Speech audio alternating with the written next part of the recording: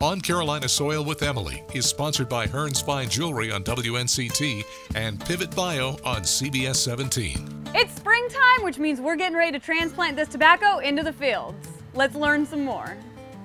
This time of the year is when we start mowing them, and we take a lawnmower and just clip the tips of the leaves off, and it slows down the bigger plants, and the little plants are able to keep growing. And the goal is to try to make them uniform and as high a percentage of usable plants as possible. So it's really a unique tool that we have, a management tool. If we have wet conditions, we can't get in the field, or if we want to delay transplanting until the weather's more ideal, if you've got a cold front come in, a possible frost, then we just keep mowing the plants, and so we can time the actual transplant in the field to a more ideal situation.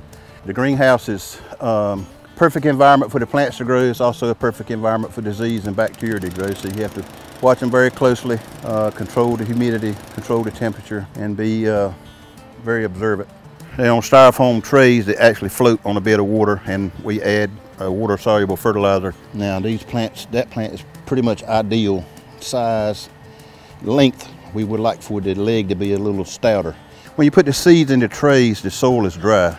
And when you put them in the beds, then the water comes up through the trays and wicks the trays, and sometimes all of that doesn't happen at the very same time, so that affects germination. And another thing, when you transplant them in the field, that much sticking up for the wind to blow around, or if you put it in the ground that deep, then you don't have any problem with the wind, because it's Can you put them in that deep?